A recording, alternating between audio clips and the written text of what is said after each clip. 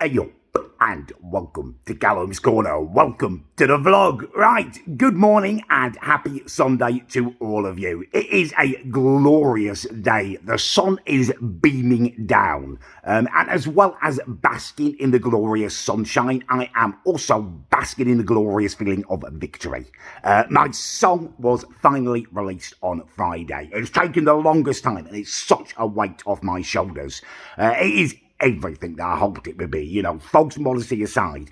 I think it's a decent track and it's a glorious celebration of all of you in the corner who have actually supported me, and that is what I really wanted to do.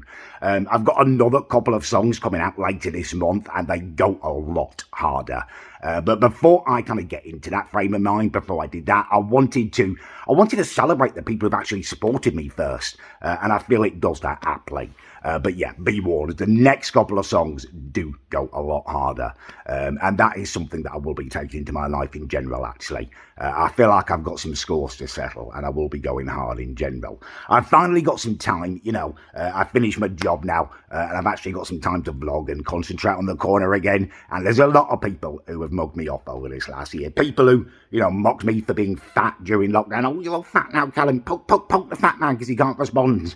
You know, people who said bloody gas vans and ridiculous stuff to my house, reviews in my village. There's scores to settle and it will be happening over the next few weeks. But that is for another day. It is beautiful and sunny today, and this weekend we are celebrating the corner. I was going to teach you how to make a roast dinner today. I was going to do you a whole kind of video teaching you the perfect roast technique, but it's so sunny it kind of feels like the last day of summer, and that's kind of the vibe of the weekend with the song and stuff. So I'm going to go down to the beach and I'm going to go for a swim. I'm going to take my big rubber ring and we're going to have a cracking time. I'm going to try, hopefully one of my beach buddies is down there. They're not proper friends, just people I kind of casually speak to at the beach. I've been going most days in the summer, trying to swim and stuff, lose weight.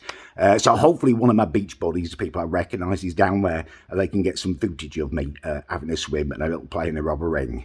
Yeah, it should be a bloody good day. I've got something absolutely startling to show you. So I'm just getting my stuff packed and ready to take down to the beach. My swimming trunks, my wetsuit. I'm not a pussy. It's not that the sea is cold, although I won't lie to you, the wetsuit does make it slightly more pleasant. It is because I don't like stuff touching my skin in the sea.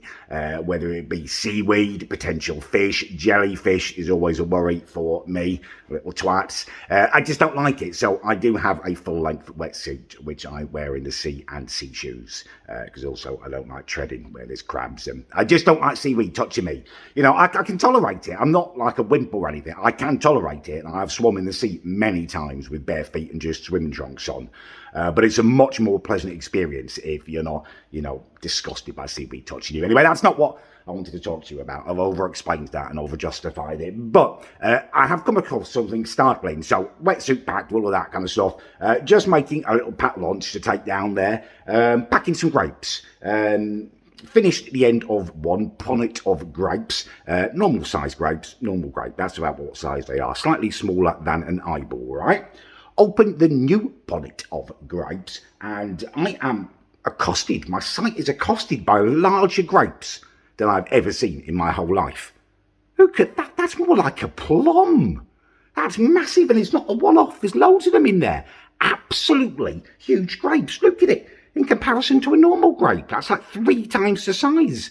A normal grape is like a small eyeball. This is like a kangaroo's testicle or something. That is hands down the largest grape that I've ever seen in my life, and there's loads of them. I haven't taste tested them yet, so I don't know whether it impedes the taste or anything, them being so large, so let's do that live. Tastes good. It's a grape. Let me just taste the smaller one. Smaller one might taste slightly better, but you can't argue with the size of that, can you? That's like a plum.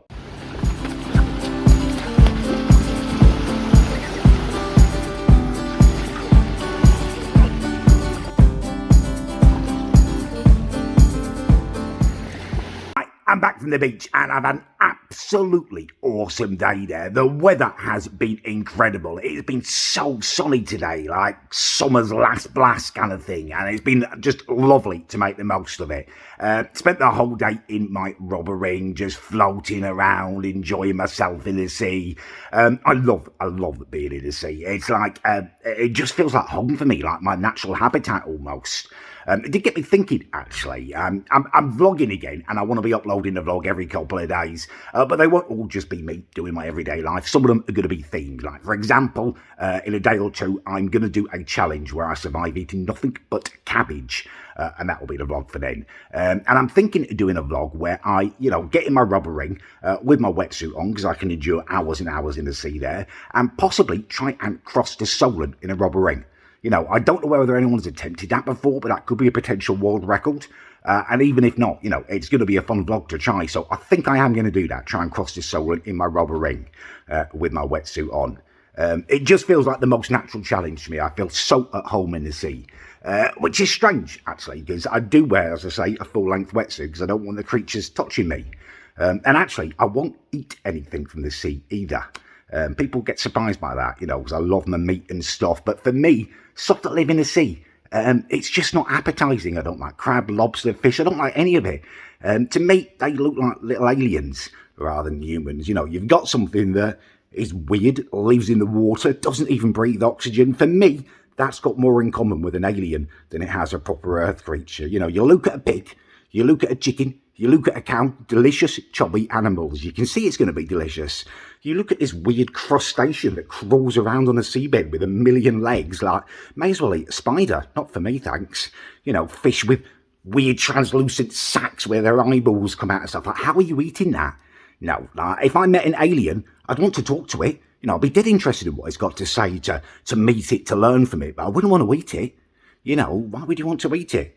You wouldn't want to eat it. You wouldn't want to shag it. You just want to talk to it. You wouldn't want to get intimate with it because it's an alien. It's from another planet. And that is the way I feel about stuff that comes out of the sea. But yeah, possible world record attempt coming up.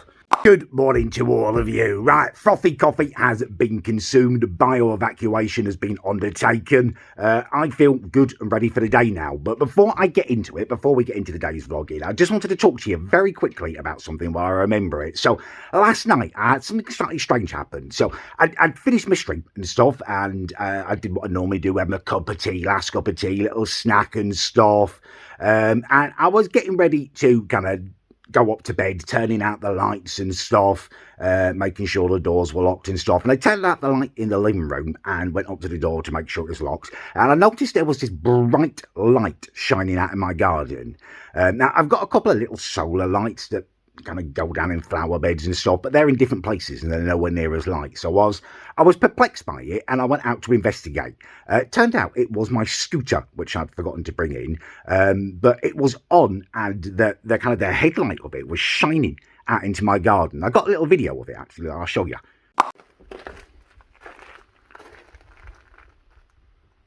Why is it on? So that's what happened. That's what I walked out into in my garden with my scooter on and the bright kind of front light shining kind of at me down towards the living room, which is weird because you'd think I would have noticed that earlier in the evening. It had been dark for hours. I'd let Lenny out that door and stuff, and I'd seen nothing of it. What worries me, what I'm, most worried about is that it's some spasmoidal me monkey child who has hopped my fence and come in and is trying to mess with me. Although I think they do something more than just turn the light on my scooter on. But yeah, it did make me aware. I was kind of not worried, but I was hyper aware last night that, something could be happening.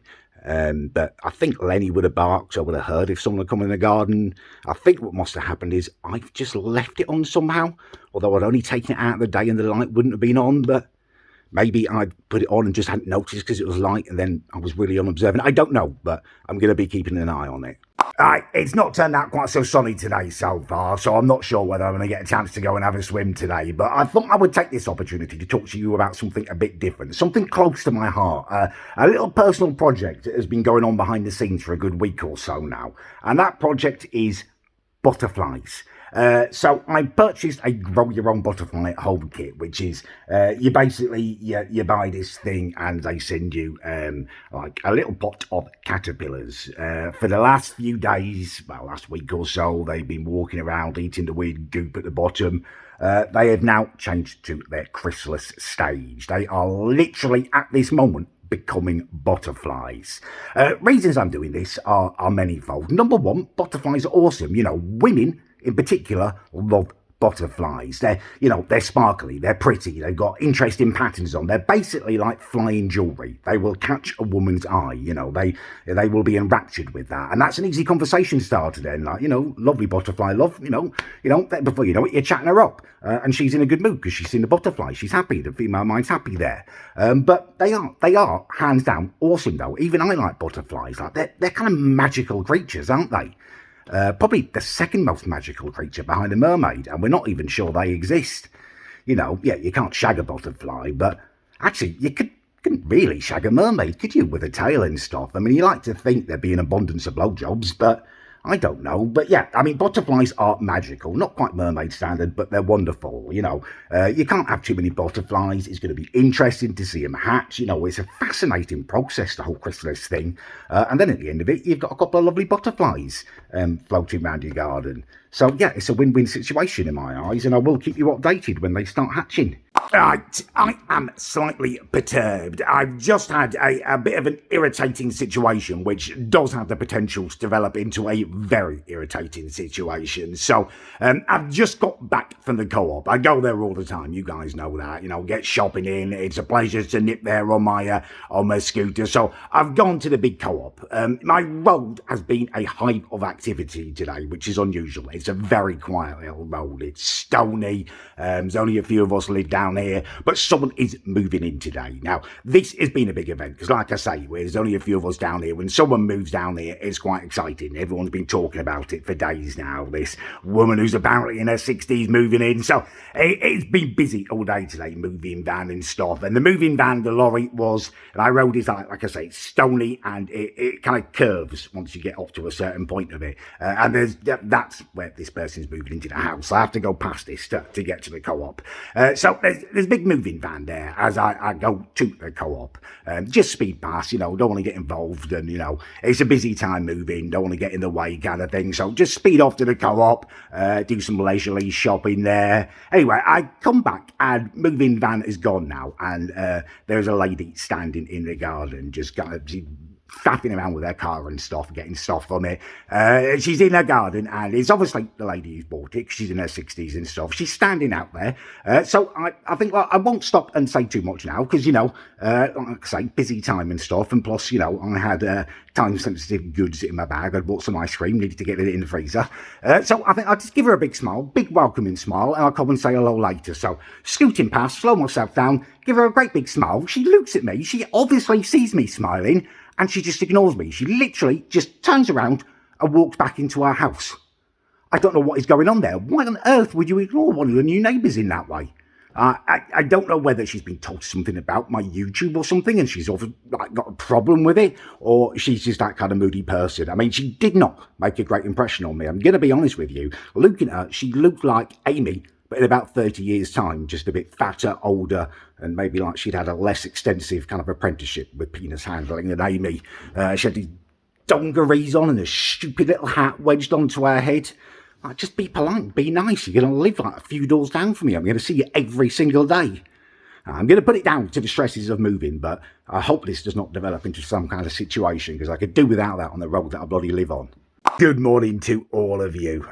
Apologies if I don't seem quite my usual kind of chipper, happy self this morning. I'm very, very tired. Unfortunately, I was dealing with a very traumatic occurrence last night. So I came up to bed late last night, usual kind of time, and switched the light on in my bedroom. And then sitting in my bedroom just in front of the bathroom door, bold as brass, was just a massive spider, chunky as you like, fat, twat just sitting there. As I turned the light in and walked in, I stopped, obviously, because he was bloody huge, and he scampered into my bathroom. So I, at that point, thought, well, there's no way I'm tackling a spider that chunky barefooted. So I ran down to just grab my slippers to put on so I could stamp on it. But by the time I got back into my bathroom, he was nowhere to be seen. I absolutely hate it when that happens. You see a massive spider and then they get away. I searched low and high. I went to bed dead late because I was just turning everything in my bathroom upside down. Came to the conclusion he must have come back out again, which meant he's in my bedroom somewhere. Couldn't find him in here, under the bed, everywhere I was looking. In the spare bedroom, nothing to be seen. So then I just in the end had to go to bed like 2 hours later. By this point, I'm really tired, I'm really stressed, and I know there's a massive, massive fat twat of a spider crawling around, like free range in my bedroom probably, but definitely in my house. It was really difficult to sleep. So that is going to be my day today. There's no way I can rest knowing that twat is crawling around, potentially in my bedroom where I sleep. I'm going to hunt him down and I'm going to execute him. Yeah, I'm going to bring the vlog to an end there because obviously I've got important work to do today, and tomorrow I'll be starting a new one with the cabbage eating, the cabbage survival challenge. I just wanted to say though, like, spider aside, stress aside, it feels wonderful to be vlogging again.